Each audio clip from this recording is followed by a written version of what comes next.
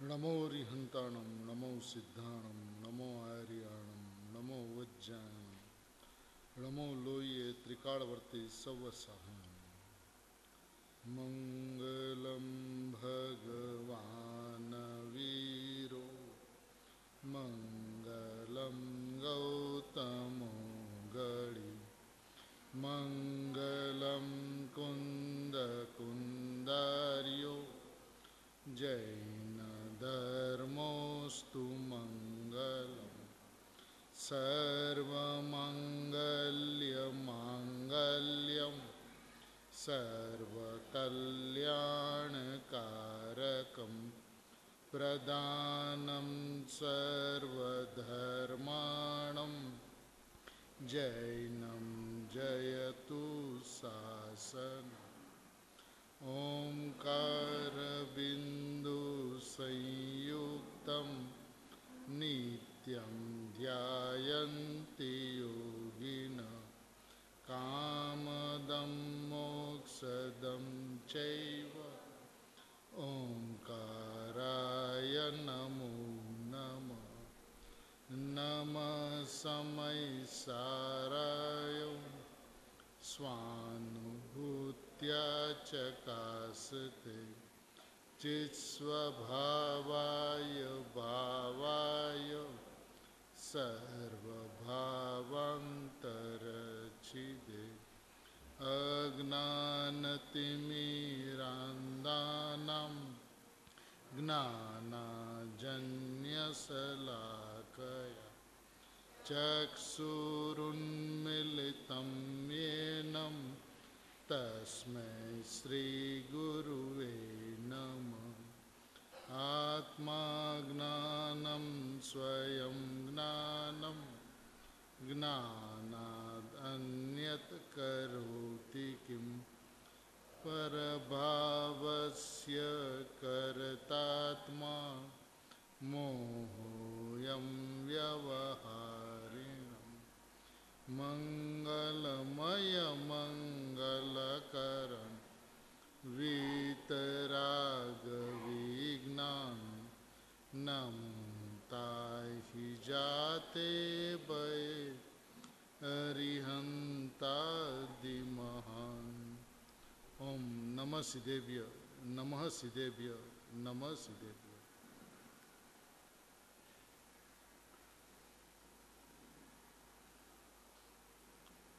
कुनकुन आचार्य भगवान द्वारा रचित मंगलमय ग्रंथादिराज भगवती शास्त्र परम परमागम जो महाविदेह सिमंदर परमात्मा के पास से आकर 8 दिन रहने के पश्चात वापस आकर जिस महान ग्रंथ की रचना हुई है, ऐसा ये समयसार जी परमागम है।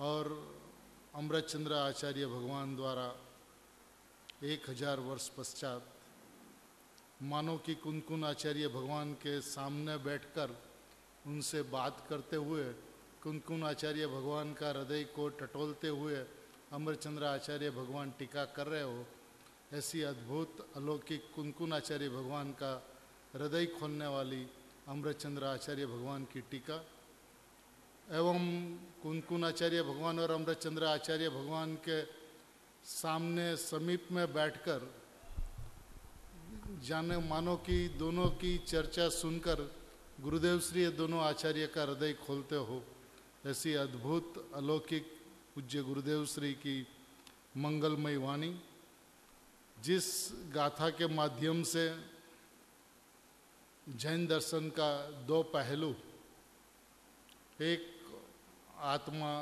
ध्येय स्वरूप है और दूसरा पहलू आत्मा ज्ञेय स्वरूप भी है, ऐसी दोनों ही बात ध्येय पूर्वक ज्ञेय आत्मा की अनुभूति का विषय जो है शुद्धात्मा, वो कैसा है और उस शुद्धात्मा को जानने की विधि क्या है, अनुभव करने की विधि क्या है, जिसका पूरा विश्लेषण इस 6वीं गाथा में आचार्य भगवान ने प्रकाशित किया है। बात बहुत सीधी सी है। आत्मा का स्वभाव स्वपर प्रकाशक है और स्वभाव से ही निरपेक्ष होता है। स्वभाव किसी अपेक्षा से स्वभाव नहीं होता। स्वभाव की व्यवस्था स्वयंभूत की तरह होती है। आत्मा की अनंत शक्तियाँ जो है, सभी शक्तियों को किसी की अपेक्षा नहीं होती। ज्ञान का यदि जानना स्वभाव है स्वपर प्रकाशक, तो स्वपर प्रकाशक और स्व की अपेक्षा और पर की अपेक्षा से परिणमित नहीं होती। स्वभाव उसको कहते हैं जो निरपेक्ष हो। स्वभाव कभी सापेक्ष नहीं हो सकता, स्वभाव कभी अपेक्षा से नहीं हो सकता। दर्शन का स्वभाव देखना है तो निरपेक्ष देखना है। चारित्र का स्वभाव स्थिरता है तो निरपेक्ष स्थिरता। उनको किसी भी अपेक्षा की आवश्यकता नहीं होती, उसको निरपेक्ष कहते हैं, उनको स्वभाव कहते हैं। तो अपन इस स्वभाव को आचार्य भगवान के माध्यम से, गुरुदेव के माध्यम से समझे, क्योंकि ये स्वभाव जो है वो अपना है। अपना स्वभाव जैसा है वैसा समझ में नहीं आया तो सारी घटमाल घट चुकी। उसका कारण यदि देखा जाए तो बहुत मामूली सा है कि यदि स्वपर प्रकाशक स्वभाव है तो ये स्वभाव है ना, स्वभाव, स्व का भाव नहीं है। स्व का भाव हो तो भेद पड़ जाता है, और स्वभाव हो तो स्वाभाविक होता है, सहज होता है, निरपेक्ष होता है। अपन एक बार गुरुदेव के माध्यम से ये दायाकार और ज्ञेयाकार में गुरुदेव श्री क्या फरमाते हैं अपन देखें। सबसे पहले यदि दृष्टांत समझना होगा भली भांति, तब इनका सिद्धांत भली भांति समझ में आएगा।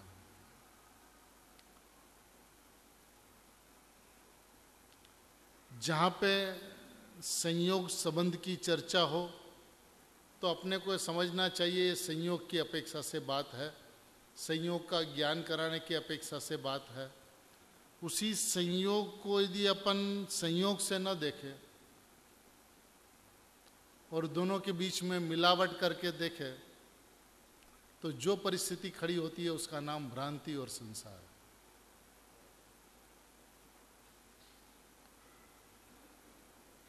अग्नि को लकड़ी के साथ में संयोग संबंध है। अब लकड़ी के संयोग में अग्नि और अग्नि के संयोग में लकड़ी, बस ये अग्नि के संयोग में लकड़ी को देखकर एक कह दिया गया कि अग्नि लकड़े को जलाने वाली है। तो इसके अंदर में वास्तविकतया उस भाषा में बात की है जिस भाषा का व्यवहारी जन को परिचय है। व्यवहारी जन को निश्चय मार्ग पे लाना है, वो जहाँ पे खड़े हैं वहाँ से उठाना है। उठावे किस तरह से?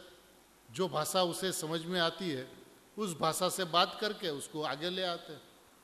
तो उनको ये भाषा समझ में आती है कि लकड़ी के संयोग में अग्नि है तो वो जलने योग्य पदार्थ के आकार अग्नि हुई है, तो अग्नि लकड़ी को जलाती है, इसलिए उनको जलाने वाली या बाड़ नार कहने में आता है। अभी देखिए यही शब्दों को मैं गुरुदेव के शब्दों में पढ़ता हूँ।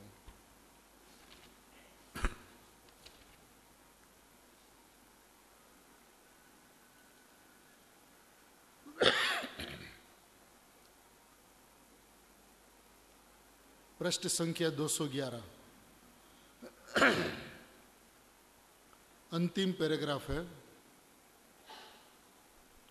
दायना आकारे थवाथी अग्निने दहन कहेवाय छे। क्या लिखा गुरुदेव ने? दायना माने जलने योग्य पदार्थ के आकार से होने पर अग्नि को दहन कहने में आता है। ऐसा नहीं लिखा कि अग्नि लकड़ी को जलाती है उसलिए उसको बाड़नार कहने में आता है, ऐसा नहीं लिखा। अपन को अभी शब्द शब्द को पकड़ के चलना होगा, तब गुरुदेव और आचार्य भगवान समझ में आएंगे। एक एक शब्द का अर्थ है, एक शब्द आगे पीछे करने से पूरे सिद्धांत पलट जाते हैं। दायना आकारे थवाथी, जलने योग्य पदार्थ के आकार रूप होने से अग्नि को बाड़नार कहने में आता है। तो उसका मतलब क्या हुआ? उसका मतलब यह हुआ कि अग्नि लकड़ी के आकार रूप हुई तो उसको बाड़नार कहने में आया। देखिए आगे क्या कहते गुरुदेव श्री, શું કહે છે? અગ્નિને બાળનારી કહેવાય છે, અગ્નિને બાળનારી કહેવાય છે એ બળવા યોગ્ય પદાર્થના આકારે થવાથી। बड़वा योग्य पदार्थ के आकार रूप होने से बाळनारी कहेवामां आवे छे।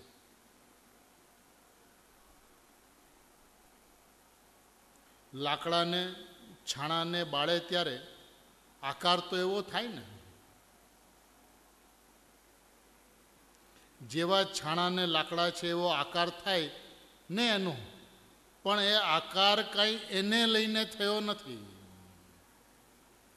अग्नि का आकार लकड़ी के आकार रूप हुआ और लकड़ी के कारण वो आकार रूप नहीं हुआ।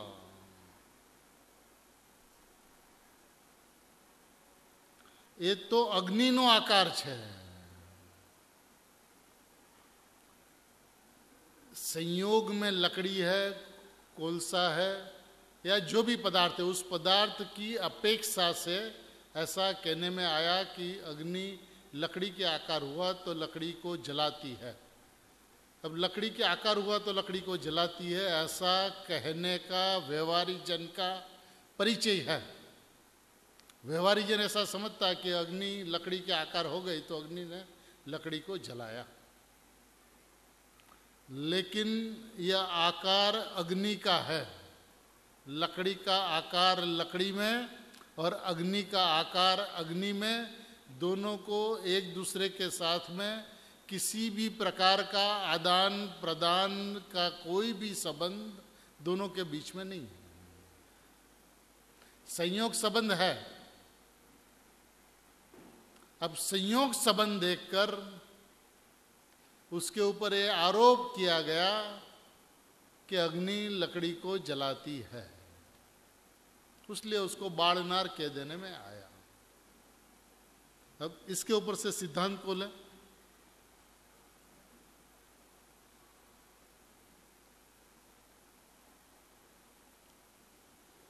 212 नंबर का पृष्ठ,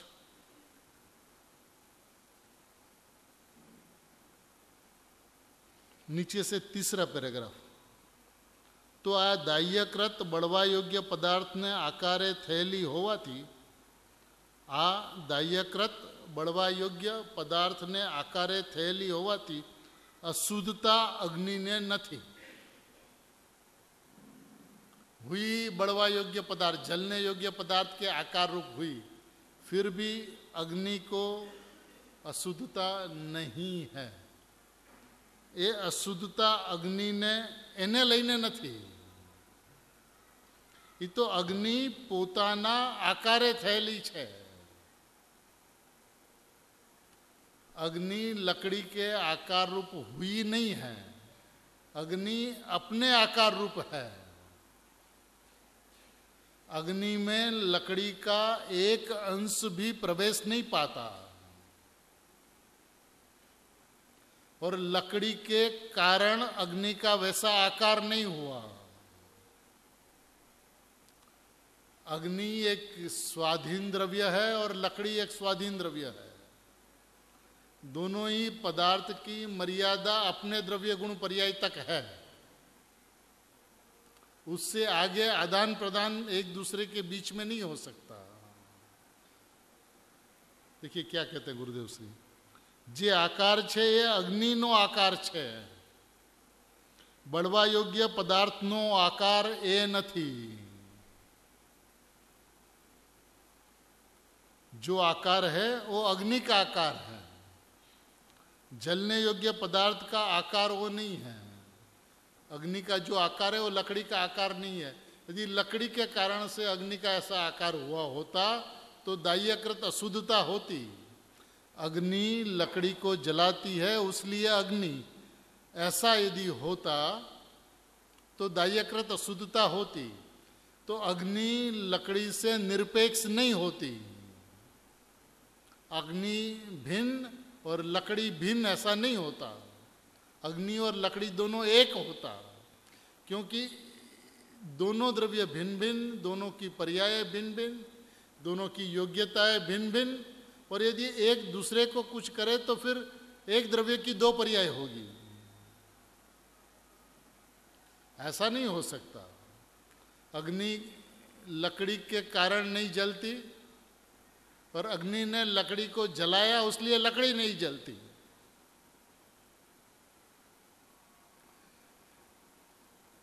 सापेक्षता से, संयोग से, अग्नि के संयोग में कौन सा पदार्थ है उसका ज्ञान कराने के लिए ऐसा कहने में आता है कि अग्नि लकड़ी को जलाती है। अब ऐसा संयोग देखकर उसको बाड़नार शब्द कह देने में आया, कहने में आया। वास्तविक पने वो बाड़नार नहीं है, जलावनार नहीं है। अग्नि अपने आप अपने स्वभाव से उष्ण रूप परिणमित हुई है और लकड़ी की पर्याय अपने आप अपने स्वभाव से शीतल पर्याय का व्यय होकर उष्ण पर्याय रूप लकड़ी परिणमित हुई। क्या कहते हैं? तेवी रीते ज्ञेयाकार थवाथी, अब जैसे अग्नि थी वो जलने योग्य पदार्थ के रूप आकार होने से, उस तरह से यहाँ पे क्या हुआ, तेवी रीते ज्ञेयाकार थवाथी, माने जैसे ज्ञेय है वैसा आकार रूप होने से, जगत के सामने जैसे पदार्थ है उस आकार रूप ज्ञान होने से, ज्ञान स्वरूपी प्रभु भगवान आत्मा कैसा है? ज्ञान स्वरूपी प्रभु ज्ञेय जणावा योग्य पदार्थનો આકાર અહીં આવવાથી એ જાણે કે જ્ઞેયકૃત આકાર છે એમ નથી। जैसे ज्ञेय पदार्थ है ऐसा आकार ज्ञान के अंदर में हुआ तो ऐसा लगता है कि ज्ञेयकृत आकार है, ज्ञेय के कारण हुआ ऐसा आकार है, ऐसा नहीं है। ज्ञान ज्ञेय सापेक्ष नहीं परिणमता, ज्ञेय का ज्ञान नहीं होता, ज्ञेय से ज्ञान नहीं होता। ज्ञान निरपेक्ष पने जैसा ज्ञेय है ऐसे ज्ञेय के आकार रूप ज्ञान स्वयं परिणमता है। ये ज्ञान की स्वाधीनता है, ज्ञान की निरपेक्षता है। ज्ञेय सापेक्ष ज्ञान नहीं होता, क्योंकि पदार्थ को प्रकाशित करना ज्ञान का स्वभाव है। तो जैसे पदार्थ है वो ज्ञान के अंदर में प्रतिबिंबित हो जाते हैं, लेकिन एक ज्ञान के अंदर में जो आकार हुआ एक ज्ञान की स्वाधीनता है।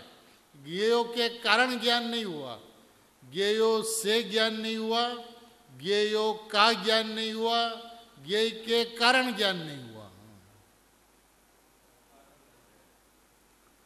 पदार्थ की जो स्वाधीनता जो है वो दूसरे पदार्थ के ऊपर निर्भर नहीं रहती। लेकिन लकड़ी को अग्नि का संयोग या अग्नि को लकड़ी का संयोग देखकर अग्नि को बाड़नार कहने में आता है। ऐसे ही जैसे ज्ञेय पदार्थ है वो ज्ञान के अंदर में प्रकाशित होते हैं, उसी को से ज्ञेय को देखकर ज्ञेय की सापेक्षता में जाननार कहने में आता है। लेकिन अग्नि को लकड़ी की सापेक्षता नहीं और ज्ञान को ज्ञेय की सापेक्षता नहीं। अग्नि बाड़नार नहीं और ज्ञान जाननार नहीं। क्यों, कैसे? गुरुदेव श्री के श्रीमुख से જ્ઞાન સ્વરૂપી પ્રભુ જ્ઞેય જણાવવા યોગ્ય પદાર્થનો આકાર અહીં આવે છે એ જાણે કે જ્ઞેયકૃત આકાર છે એમ નથી.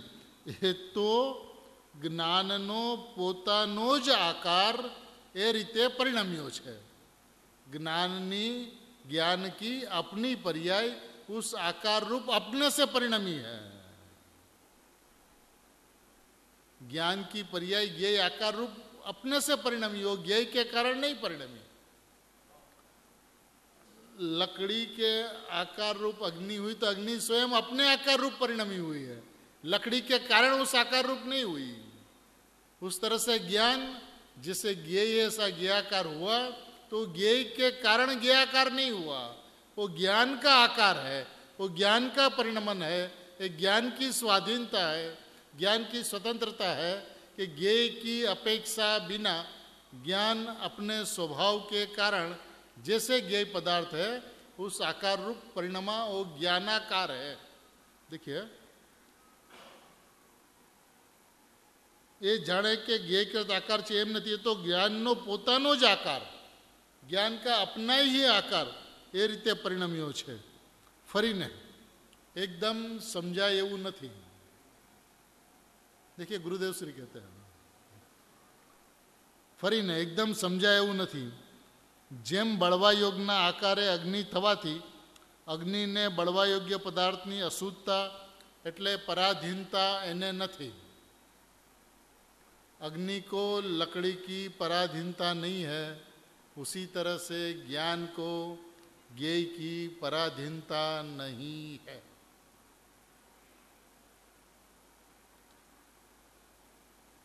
જેમ બળવા યોગ્યના આકારે અગ્નિ થવાથી અગ્નિને બળવા યોગ્ય પદાર્થની અશુદ્ધતા એટલે પરાધીનતા એને નથી, અગ્નિ પોતે જ એ આકારે થઈ છે. अग्नि स्वयं ही उस आकार रूप हुई है. उसी प्रकार ज्ञेयाकार ज्ञान में शरीर, वाणी, मन, मकान, पैसा ऐसा दिखता आकार, उस आकार है यहाँ पे ज्ञान हुआ माटे वह ज्ञेयाकार की अपेक्षा से हुआ, ऐसा ज्ञान का आकार को पराधीनता नहीं है. अग्नि को लकड़ी की पराधीनता नहीं है और ज्ञान को ज्ञेय की पराधीनता नहीं है. अग्नि लकड़ी को जलाती है तो अग्नि तो दाह्यकृत अशुद्धता, और ज्ञान ज्ञेय है तो जाने तो ज्ञेयकृत अशुद्धता. अब कहने में तो आया बाढ़नार और झाड़नार, लेकिन वो बाढ़नार नहीं है, उसलिए दाह्यकृत अशुद्धता नहीं है. ज्ञान परज्ञेय को जानता नहीं है, उसलिए ज्ञेयकृत अशुद्धता नहीं है, क्योंकि वो आकार ज्ञान का अपने से है, स्वयं से है, ज्ञेयों की अपेक्षा बिना, लकड़ी की अपेक्षा बिना. ऐसी उनकी व्यवस्था है, ऐसा उनका स्वभाव है, ऐसी उनकी स्वाधीनता है. स्वच्छत्व तो उनका स्वभाव है. अब स्वच्छत्व तो उसका स्वभाव है तो स्वच्छत्व पदार्थ के अंदर में सब कुछ झलकता है. तो उनका स्वभाव के कारण झलकता है, नहीं कि ज्ञेयों के कारण. आज अरिहंत परमात्मा लोकालोक का लक्ष्य करते होंगे, उसलिए लोकालोक जनित जाता है. केवल ज्ञानी तीर्थंकर परमात्मा नहीं भैया, अज्ञानी के ज्ञान के अंदर में भी जो कुछ जानने में आता है वो लक्ष्य पूर्वक जानने में नहीं आता.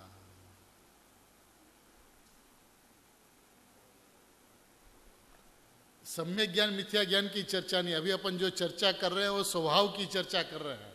ये स्वभाव क्या है, फिर कौन मिथ्या ज्ञानी होता है, कौन सम्यक ज्ञानी होता है, वो बात की बात, वो आगे बात चलेगी. लेकिन अभी तो व्यवस्था क्या है. ज्ञेयाकार थवाथी नायकपणु प्रसिद्ध है, वो चर्चा क्या है, ये बात वो चल रही है. अपने वस्तु को तो समझे, जो अपनी जो वस्तु है जिसके पीछे अनादिकाल से हम पढ़े हैं, लेकिन फिर भी वो बात समझ में नहीं आती. क्यों नहीं समझ में आती? क्योंकि हम संयोग से ही वस्तु का माप निकालते हैं और संयोग से कभी भी वस्तु समझ में नहीं आती. आपको यही लगेगा पेट्रोल से गाड़ी चलती है, अग्नि लकड़ी को जलाती है. ज्ञान ज्ञेयों को जानता है, ज्ञेयों के कारण ज्ञेय है तो ज्ञान जानता है. तो उसमें हर जगह पे हमने उनके स्वभाव को उड़ाया। अब स्वभाव को उड़ा के हम स्वभाव को समझने की, अनुभव करने की कोशिश करें तो वस्तु हमेशा दूर ही दूर रहती है। एक चीज अपन को समझ में आनी चाहिए, क्या आचार्य भगवंतों ने और गुरुदेव ने अपने को राग का कर्ता बताया। क्या बताया? राग का कर्ता जड़ है, राग का कर्ता पुद्गल है, बराबर ना? अपने देखा समय सार के माध्यम से, गुरुदेव के प्रवचनों के माध्यम से, तो जब राग का कर्ता जड़ है ऐसा बताया तो मैं करता हूं ये बात समाप्त हो जानी चाहिए। ठीक है? पर को जानने वाला कोई बताया, कौन बताया? इंद्रिय ज्ञान। तो मैं पर को जानता हूं ये बात समाप्त हो जानी चाहिए। और ज्ञायक को जानने वाला भी बताया, अतीन्द्रिय ज्ञान। तो मैं ज्ञायक को जानता हूं ये बात भी समाप्त हो जानी चाहिए। मैं करता हूं ये बात भी समाप्त होनी चाहिए, क्योंकि राग का कर्ता कौन है वो आचार्य भगवान ने बता दिया। जो परिणाम जिसके लक्ष्य से होते हैं वो परिणाम वो ही होते हैं। तो यदि जड़ के लक्ष्य से, पर के लक्ष्य से, पुद्गल के लक्ष्य से हुआ तो परिणाम जड़ ही है। तो राग का कर्ता बताया तो मैं करता हूं ये बात समाप्त होनी चाहिए। पर को जानने वाला बताया कि पर को जानता कौन जानता है? इंद्रिय ज्ञान जानता है। तो हूं पर ने जाणू छू, मैं पर को जानता हूं ये बात समाप्त होनी चाहिए। और अच्छा ठीक है, पर को नहीं जानता, स्वपर प्रकाशक स्व को तो जानता हूं ना। तो क्या ज्ञायक को जानने वाला अतीन्द्रिय ज्ञान बताया, अतीन्द्रिय ज्ञान ज्ञायक को जानता है। तो मैं ज्ञायक को जानता हूं ये बात भी समाप्त होनी चाहिए। होना क्या चाहिए? मैं ज्ञायक हूं, यहां पर आकर उसको खड़ा रहना। पर्याय की ध्वनि सारी की सारी बंद हो जानी चाहिए। मैं राग का कर्ता, मैं पर का कर्ता, मैं पर को जानने वाला। और मैं पर को नहीं जानू, ज्ञायक को तो मैं जानता हूं ना। अरे भैया, जैसे पर ज्ञान के अंदर में जानने में आता है, ऐसे ज्ञायक जानने में आता कि नहीं आता? तो हूं जानू छू ये बात कहां से आई? ये जैसे जानने में आते हैं ज्ञान की स्वच्छता के कारण, ज्ञान के स्वभाव के कारण, ऐसे स्वज्ञ भी जानने में आता है। मैं जानता हूं तो ज्ञाता बुद्धि है, ज्ञान ज्ञेय संकर दोष है। मैं जानने वाला और ज्ञायक मेरा ज्ञेय, ये ज्ञान ज्ञेय संकर दोष है। उस परिस्थिति के अंदर में अनुभूति नहीं हो सकती।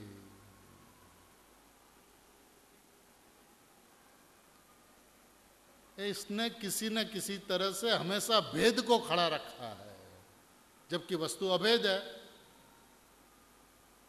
अब कर्ता कर्म का अनन्यपना हो तो कैसे हो? अब वस्तु के स्वभाव को ही नहीं पहचाने, ज्ञान को ज्ञेय सापेक्ष ही ज्ञान को ज्ञान माने। अब ज्ञान ज्ञाकार होता ही नहीं है, ज्ञान ज्ञानाकार ही रहता है। अग्नि लकड़ी के आकार होती ही नहीं है, अग्नि अग्नि आकार ही रहती है। अब जहाँ कहीं पे जिनवाणी के अंदर में संयोग का ज्ञान कराने के लिए, पर पदार्थ का निमित्त का ज्ञान कराने के लिए कोई बात कह दी तो उसने उसको पकड़ ली, स्वभाव तक बात को नहीं ले गया कि स्वभाव क्या कहता है। देखिए क्या कहते गुरुदेव से,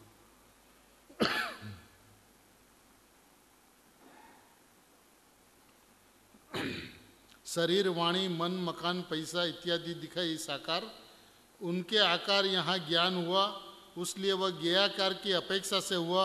ऐसा ज्ञान के आकार को पराधीनता नहीं है। ज्ञान स्वयं पोते ते रूपे ते आकारे थयु छे। ज्ञान स्वयं स्वयं उस रूप, उस आकार रूप हुआ है, उनके कारण नहीं। ज्ञेय के कारण ज्ञान ज्ञेय आकार रूप नहीं परिणमा, પરને જાણવાને કાળે પર ચીજ જેવી છે તે આકારે જ્ઞાન થયું. પરને જાણવાને કારણે પર ચીજ જેવી છે તે આકારે જ્ઞાન થયું, પણ તે જ્ઞાન જાણવા લાયક છે એને કારણે થયું છે એમ નથી. पर पदार्थ जनाने लायक है तो पर पदार्थ के कारण वो ज्ञान हुआ है, ऐसा नहीं है. એ જ્ઞાન જ પોતે તે આકારે સ્વયં પરિણમ્યું છે, પોતાથી स्वतंत्र. देखिए स्वभाव की व्यवस्था है. स्वयं अपने आकार से स्वतंत्रपणे उसकी सापेक्षता बिना, ज्ञेय की सापेक्षता बिना ज्ञानाकार रहता हुआ ज्ञान परिणमा है. अब ज्ञेय की सापेक्षता में ज्ञेयाकार कहा जाता है, क्योंकि व्यवहारी जन को परिचय उसका है, उसलिए ज्ञेयाकार कहा जाता है. ज्ञान स्वतंत्रपणे ज्ञानाकार रूप ही परिणमता है, ज्ञेयाकार रूप नहीं होता. और आगे ज्ञेयाकार थवाथी એટલે હવે શું એ जरी सूक्ष्म લઈએ. अभी तक गुरुदेव श्री ने जो बात की वो स्थूल बात की, अभी सूक्ष्म लेते हैं. जे राग थाय छे ने समकीती ने ज्ञानी ने पण राग थाय, तो राग जेवू ज्ञेयाकार थाय, रागना जेवी अहीं ज्ञाननी पर्याय थाय, पण एथी ज्ञाननी पर्याय रागने लईने थाय छे एम नहीं.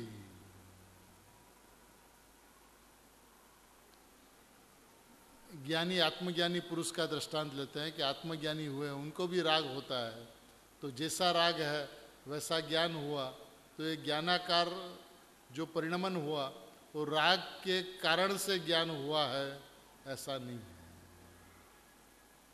ये ज्ञाननी पर्याय ते आकारे परिणमे एवी स्वतंत्र पोताथी थई छे.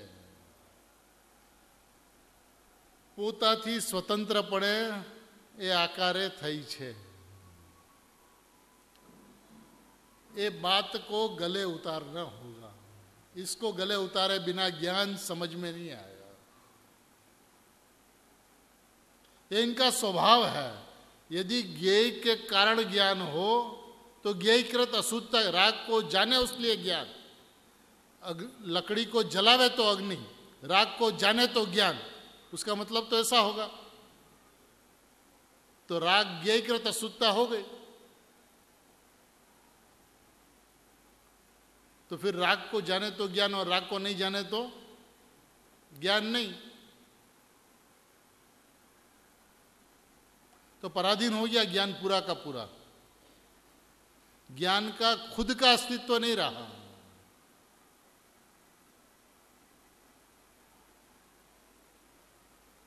वो ज्ञेयाकार अवस्था में ज्ञानाकार है, वो स्वयं का परिणमन है, स्वयं में रहकर निरपेक्ष बने हुआ परिणमन है. तो उसका मतलब ये नहीं कि पर का प्रतिभास नहीं होता, पर का प्रतिभास तो होता है. देखिए दो बात है. पर का प्रतिभास नहीं होता है ऐसा कोई माने तो निगोद में जाएगा, और वास्तविकपने पर ही जानने में आता है ऐसा माने वो भी निगोद में जाएगा. दोनों का स्थान एक है. व्यवस्था को मानना होगा, व्यवस्था को समझना होगा. यदि स्वपर का प्रतिभास होता है तो होता है, स्वच्छता उनका स्वभाव है तो होता है, लेकिन वो ज्ञान की साकार रूप रहता है. पर ज्ञेय को जानते हुए, राग को जानते हुए रागाकार रूप होता है, राग से एकमेक होता है. राग के कारण राग का ज्ञान होता है कि राग संबंधी ज्ञान पर्याय का ज्ञान होता है. ज्ञेय का ज्ञान होता है ना, ज्ञान का ज्ञान होता है. अग्नि अग्नि आकार रूप है ना, अग्नि लाकड़ी आकार रूप है. अब देखिए लकड़ी का द्रव्य लकड़ी को जलाने में कारण नहीं बनता,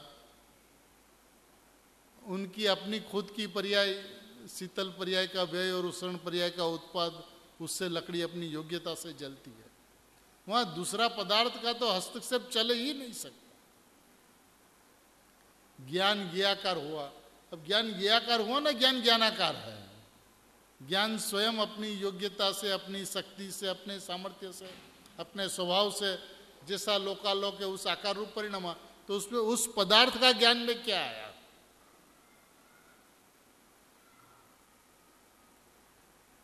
तो इसलिए बात कही जाती थी कि वास्तविकपने नहीं जानता। माने उसका मतलब ये नहीं कि प्रतिभास नहीं होता, प्रतिभास तो होता, वास्तविकपने देखा जाए, वास्तविकपने माने खरेखर वस्तु स्थिति से देखा जाए तो ज्ञान पर को नहीं जानता। क्यों पर को नहीं जानता? क्योंकि ज्ञान तो ज्ञानाकार रूप परिणाम है, अपने ज्ञान अपनी पर्याय को जानता है, राग संबंधी अपनी पर्याय को जानता है, शरीर संबंधी अपनी पर्याय को जानता है, और राग संबंधी और शरीर संबंधी और पैसा संबंधी अपनी पर्याय को जानता है। ये बात भी व्यवहार से अपेक्षा से है, सही में तो अपनी पर्याय को जानता है। ज्ञान ज्ञान की पर्याय को जानता है, और ज्ञान की पर्याय में ज्ञान से ज्ञान होता है, ये भी भेद वाली बात है।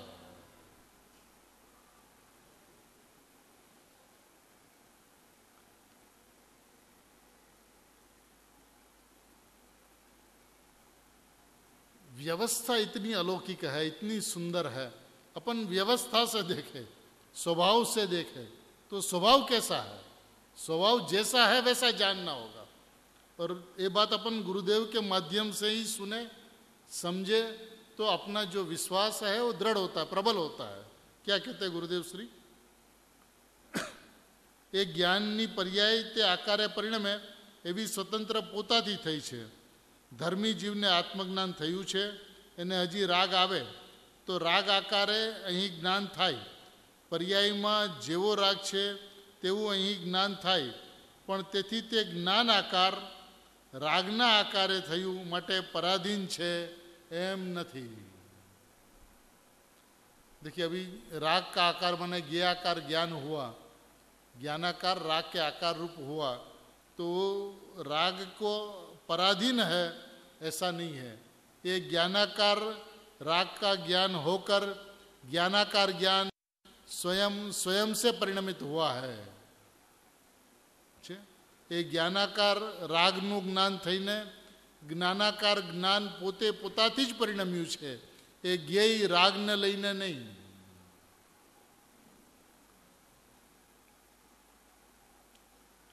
ज्ञान स्वयं ज्ञानाकार रूप परिणमा है, वो राग का आकार नहीं है, वो ज्ञान का आकार है। वो राग का परिणमन नहीं है, ज्ञान का परिणमन है। ज्ञान के अंदर में राग का प्रवेश नहीं हो सकता, पर ज्ञेयों का प्रवेश नहीं हो सकता।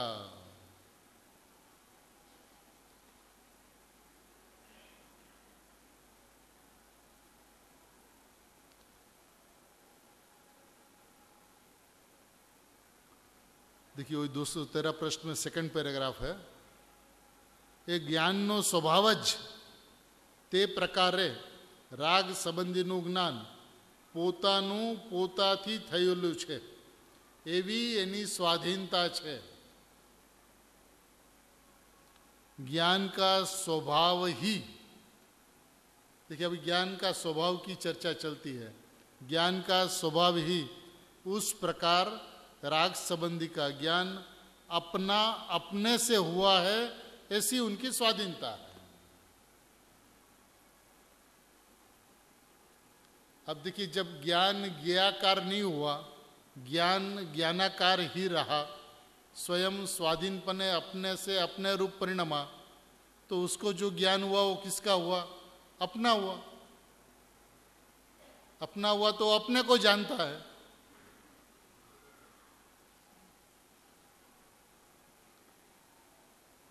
ज्ञान अपना हुआ, ज्ञाकार जो हुआ वो अपने में अपने से राग जैसा है उस आकार रूप ज्ञान हुआ, तो अपना आकार है ना, ज्ञान का खुद का आकार है।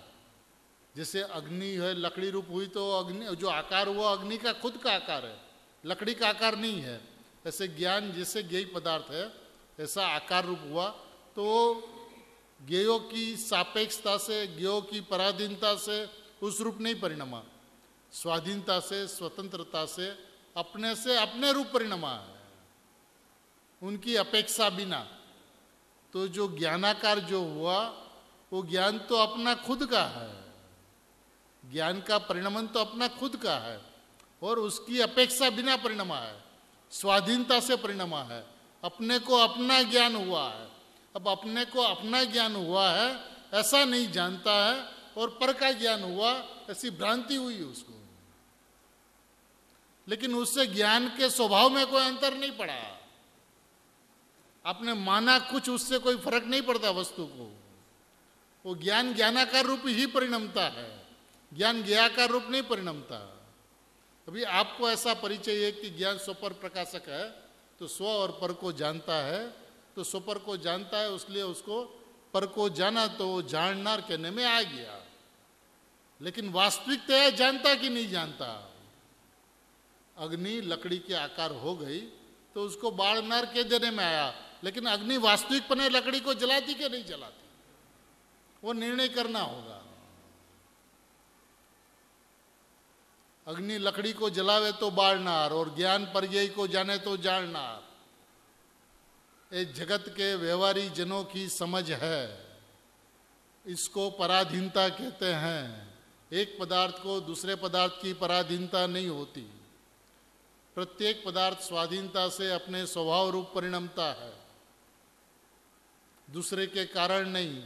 दो पदार्थों के बीच में संप्रदान अपादान नहीं होता, दो पदार्थों के बीच में कर्ता कर्म संबंध नहीं होता, दो पदार्थों के बीच में कारण कार्य संबंध नहीं होता। तो हुआ क्या है? अग्नि ने लकड़ी को जलाया कि नहीं जलाया? ज्ञान ने ज्ञेय को जाना कि नहीं जाना? हमें उत्तर नहीं चाहिए। सबको ईमानदारी से अपने साथ बैठकर एकांत में अपने आत्मा को पूछना कि प्रभु हमने अनादिकाल से कौन सी गलती की जिसकी वजह से आज तक हमें अपना आत्मा समझ में नहीं आया, हमें अपना स्वभाव समझ में नहीं आया। हम दूसरे को नहीं समझे, बात तो समझ में आती है, हम अपने स्वभाव को नहीं समझ सके। हम ज्ञान को इतना पराधीन मान ले कि पर को जाने तो ज्ञान। अरे पर को तो जानता, लेकिन कैसे जानता है? अपने आकार रूप रहकर, अपने परिणाम रूप रहकर, अपने पर्याय में स्वयं से उस रूप परिणमता है, स्वाधीनता से, स्वतंत्रता से, पराधीनता के बिना। और यदि पराधीनता है तो ज्ञेयकृत सुत्ता है। तो दो पदार्थ एक हो जाएंगे। ज्ञेयकृत सुत्ता माने ज्ञेय करता और ज्ञान उसका कर्म। ज्ञेयकृत का मतलब क्या? ज्ञेय का किया हुआ ज्ञान। तो ज्ञेय हो गया कर्ता, लकड़ी हो गया कर्ता और अग्नि हो गया उसका कर्म। ज्ञेय हो गया कर्ता, राग हो गया कर्ता और ज्ञान उसका कर्म। हो सकता है क्या व्यवस्था? तो उसलिए कहते हैं कि ऐसा व्यवहारी जन की समझ होने पर भी तोपण का मतलब यह है कि दायाकार होने से बाढ़नार कहने में आया, तोपण फिर भी दाह्यकृत अशुद्धता नहीं है। उसलिए अग्नि लकड़ी को जलाती नहीं है, उसलिए दाह्यकृत अशुद्धता नहीं है। ज्ञान ज्ञेयों को जानता नहीं है, उसलिए ज्ञेयकृत अशुद्धता नहीं है। तो मैं नहीं कहता हूं, फिर अभी गुरुदेव से ये बात कहेगा। अब शांति से गुरुदेव को आप समझो। देखिए, किसी के घर की बात नहीं है, जिनेंद्र भगवान की बात है। आचार्यों के माध्यम से, गुरुदेव के माध्यम से हमारे और आपके स्वभाव, सबके स्वभाव की बात है। किसी की बात, किसी के घर की बात नहीं है और सबके घर की बात है। माने किसी ने चला दिया और चल दिया, ऐसा नहीं है। आचार्य देव का, शास्त्रों का, वस्तु की स्वभाव का एक बार आप शांति से सोचो। यदि एक पदार्थ दूसरे पदार्थ का कुछ कर नहीं सकता है, तो ज्ञान के अंदर में जो परिणमन हो, उसके अंदर में उसको ज्ञेयों का क्या संबंध हो सकता है? और यदि आप व्यवहार संबंध को भी अच्छी तरह से नहीं समझ पाते हो, तो निश्चय संबंध कैसे समझ में आएगा?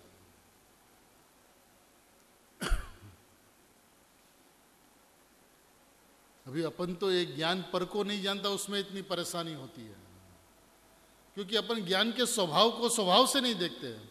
स्वपर प्रकाशक उसका स्वभाव है ना, तो ये स्वभाव सापेक्ष होगा ना निरपेक्ष होगा?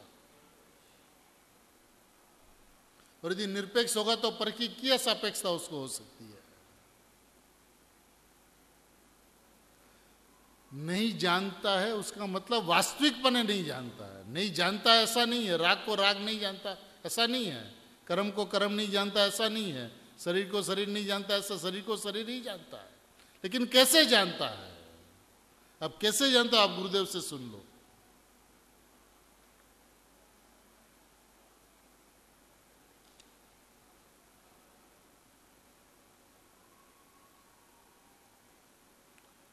देखिए उसका एक पैराग्राफ के बाद में ये राग संबंधी नु ज्ञान है, ऊपर से चौथा पैराग्राफ, नीचे से तीसरा पैराग्राफ। ये राग संबंधी नु ज्ञान राग आकारे थયું એ જ્ઞાન પોતાને આકારે થયું છે।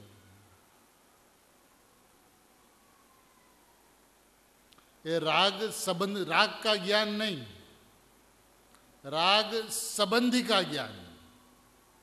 राग जिसमें प्रतिभासित हुआ ऐसा ज्ञान, राग का ज्ञान नहीं, राग से ज्ञान नहीं, राग का ज्ञान नहीं,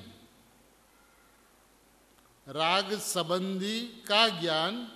राग आकारे हुआ वह ज्ञान अपने आकार हुआ है, वो ज्ञान का अपना आकार है, तो राग का आकार नहीं है।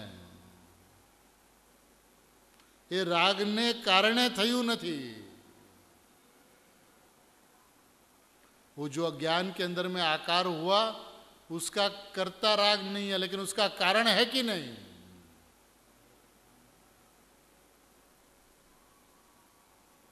ये राग ने कारणे થયું નથી, એનો સ્વપર પ્રકાશક સ્વભાવને કારણે એ પર પ્રકાશક પણ એક જ્ઞાન થયું છે। स्वपर प्रकाशक स्वभाव के कारण पर प्रकाश पर पदार्थ जैसा उस आकार हुआ है। उसके बाद अहीं तो समकीति ने ज्ञानी ने आत्माનું જ્ઞાન થયું તે ત્રિકાળ શુદ્ધ છે એવી પર્યાયમાં જ્ઞાન થયું, એથી એને શુદ્ધ કહેવામાં આવે છે। હવે એની પર્યાયમાં રાગ થાય છે અને એની પર્યાયમાં શરીર મકાન આદि જણાય છે, તો જ્ઞાન તે જેવું જ્ઞેય છે ते आकारे अहीं ज्ञान थाय छे। जैसा ज्ञेय है उस आकार से यहाँ ज्ञान होता है, माटे ते ज्ञाननी पर्याय ज्ञेय ने कारणे थई एटली पराधीनता छे, ऐसा प्रश्न पूछते हैं।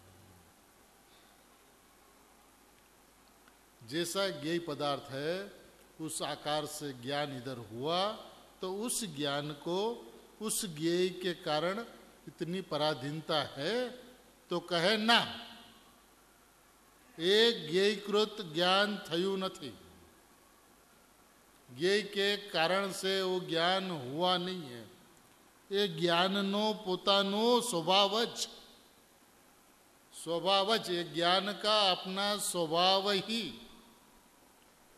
पर प्रकाशक का उस प्रकार का है, उस रूप से हुआ है।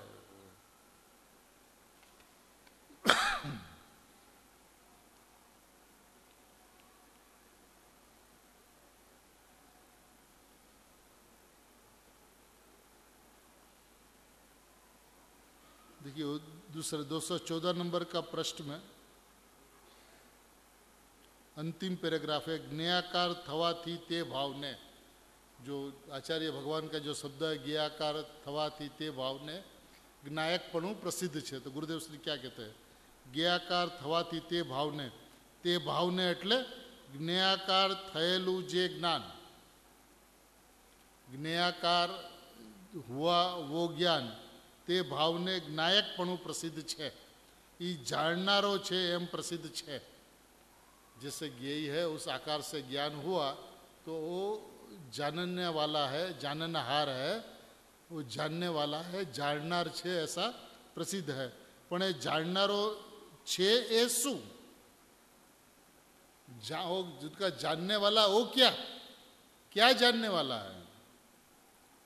तो पण જ્ઞેયકૃત અશુદ્ધતા તેને નથી. રાગ જણાય છે ને તેવું અહીં જ્ઞાન થાય છે, માટે રાગની અપેક્ષા રાખીને જ્ઞાન થયું છે, અહીંયા એમ નથી.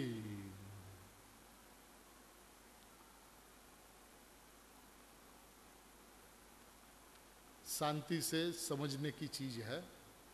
अपन को स्वभाव से स्वभाव को समझना है. स्वभाव को समझने का विधान यह है कि स्वभाव से स्वभाव को समझना होगा.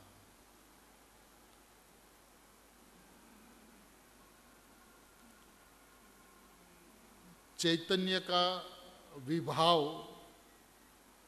राग नहीं हो सकता.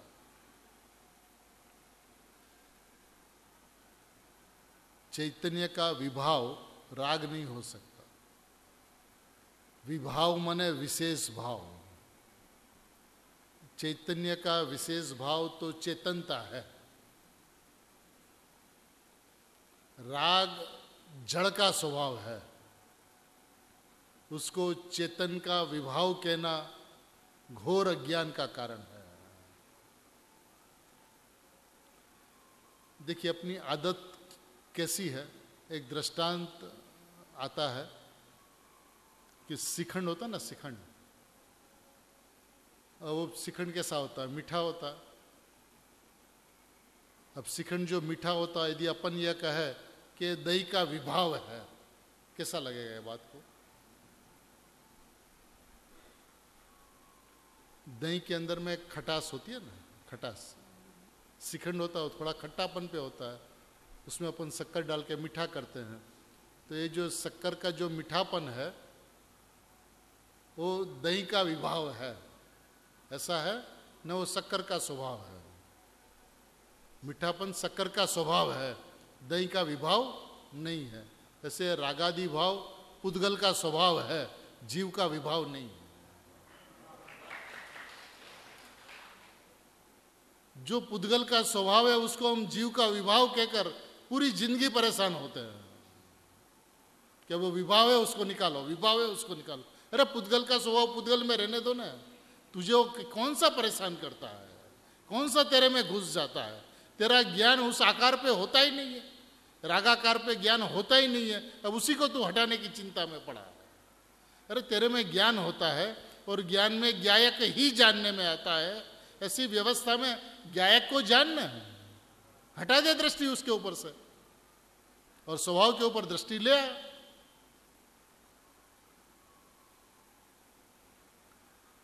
अभी ये नेक्स्ट गुरुदेव का जो प्रवचन है पूरा इसी के ऊपर में प्रवचन है, पूरा इसके ऊपर. अपन वस्तु के स्वभाव को समझे कि वस्तु का स्वभाव कैसा है. अब स्वभाव को स्वभाव से देखें. अब एक पदार्थ के विभाव को हम दूसरे का स्वभाव कह दे, दूसरे के स्वभाव को दूसरे का विभाव कह दे, ये कौन सी प्रणाली का है? शक्कर के स्वभाव को कहे दही का विभाव, जड़ के स्वभाव को कहे जीव का विभाव. ऐसा थोड़ी चलता है. ये मार्ग समझ में नहीं आता. उसका कारण यह है कि उसको हमेशा लगा कि राग जीव का विभाव है, राग जीव का विभाव. राग पुद्गल का स्वभाव है, ये कहने की हिम्मत ही इनकी नहीं चलती है. अरे आचार्य भगवान आपको सिद्धांत देते जो परिणाम जिसके लक्ष्य से होता है वो परिणाम वही होता है, उसका नहीं होता, वही होता है. पुद्गल के लक्ष्य से होने वाले परिणाम पुद्गल ही होते हैं और आत्मा के लक्ष्य से होने वाले परिणाम परिणाम नहीं होते, आत्मा होते हैं. क्या कहा? जो परिणाम आत्मा के लक्ष्य से होता है वो परिणाम नहीं होता, वो आत्मा होता है.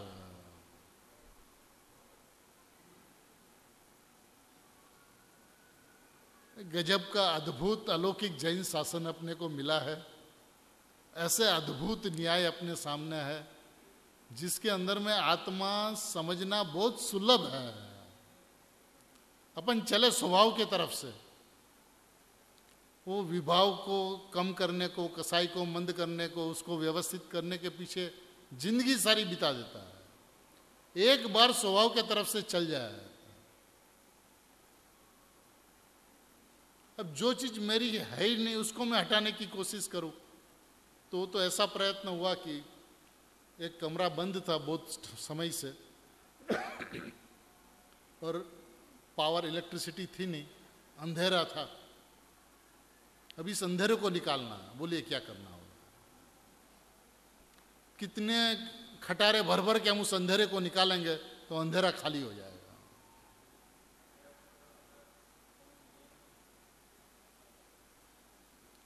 भैया उसका उपाय एक है कि प्रकाश कर दो, लाइट जला दो।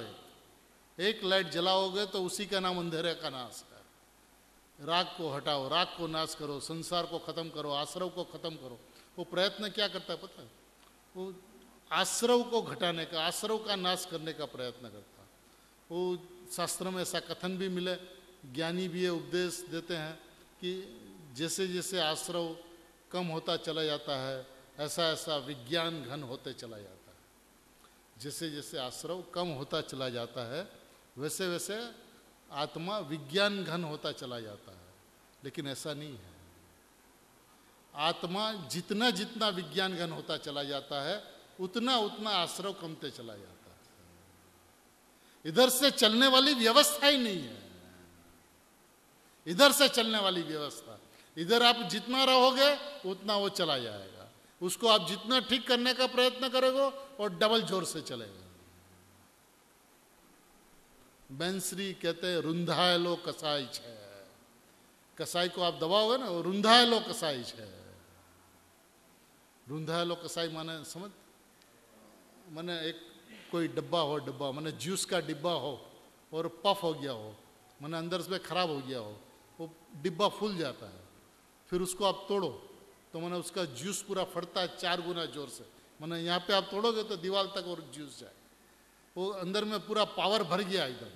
और जब वो टूटता है, फटता है तो 4 गुना जोर से जाता है। जैसे आप कसाई को दबा के, मंद कसाई के माध्यम से अपन को शास्त्र स्वाध्याय करना, अपने को भक्ति करना, अपने को पूजा, बस। और संसार की कोई बाह्य अनुकूलता हो तो बस अपने को और कोई प्रवृत्ति नहीं करना, बस इसी में रचा पचा रहना। आप कसाई को रुंधा रहे हो, कसाई नो रुंधा लो कसाई। नहीं पता चलता कसाई को मंद करने में वो धर्म की वृद्धि समझता है, धर्म की तरफ आगे बढ़ना समझता है।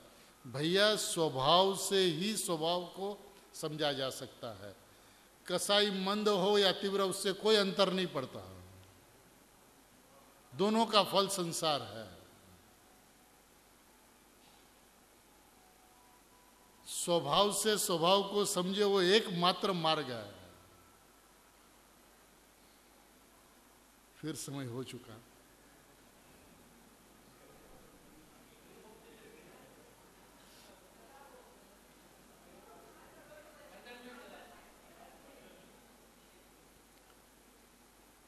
सही में अपना स्वभाव इतना सुंदर है जिसके अंदर में किसी को कोई परिश्रम की आवश्यकता ही नहीं। देखिए, अपन मुमुक्षु समाज जो स्वाध्याय करता है उसको ये बात समझनी होगी कि सारी की सारी बात हमें लागू नहीं पड़ सकती है। जिनवाणी की भी सारी की सारी बात हमें लागू नहीं पड़ सकती है। जो बात हमें लागू पड़ती है उसी बात को अपने को अपनाना चाहिए, और बाकी जानने का विषय है, ऐसा इन्फॉर्मेशन है, ऐसा समझकर छोड़ देना चाहिए। जैसे अपन एयरपोर्ट पे जाए और कलकत्ता से बॉम्बे का फ्लाइट हो, इंडिगो का 6C-312,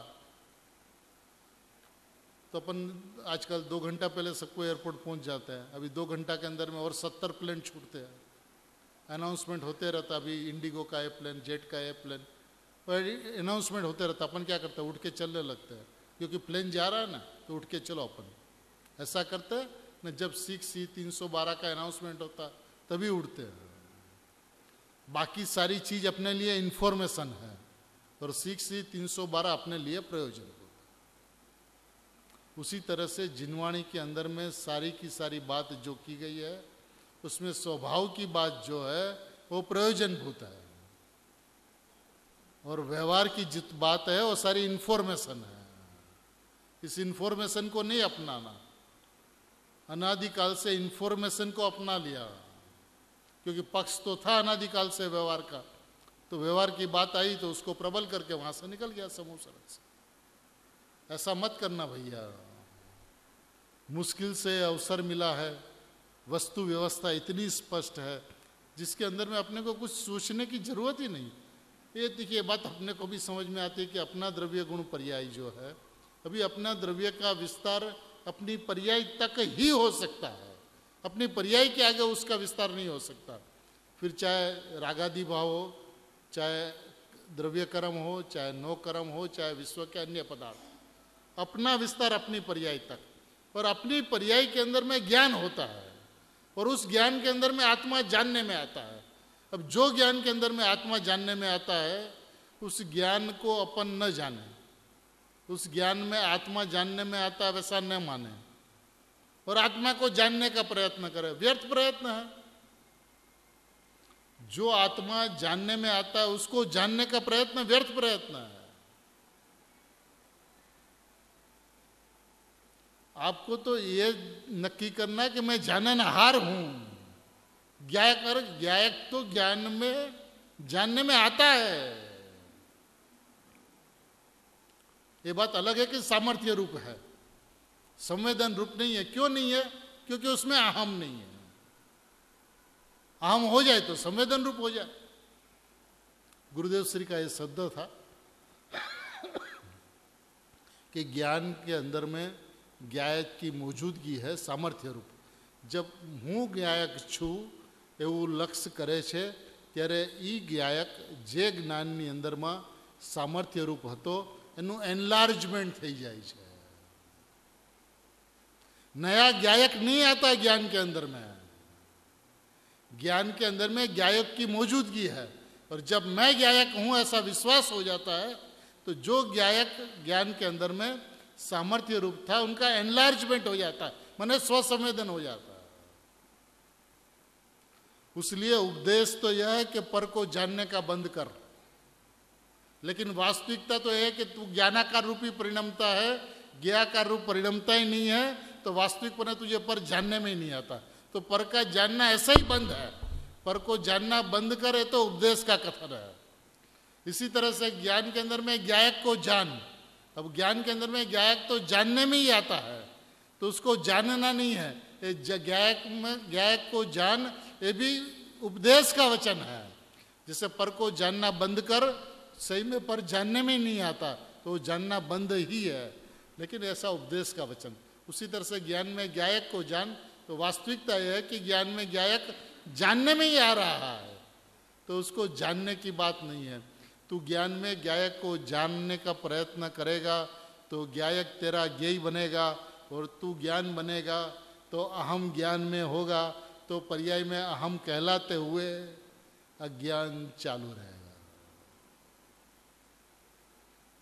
तुझे तो मैं ज्ञायक हूं ऐसा विश्वास करना, क्योंकि ज्ञान के अंदर में ज्ञप्ति क्रिया कभी बंद नहीं होती, और ज्ञप्ति क्रिया के अंदर में ज्ञायक सदा ही जानने में आता है। और वो कितना जानने में आता है, किस तरह से जानने में आता है, उस शाम को गुरुदेव श्री फिर से पुनः उसको फरमाएंगे।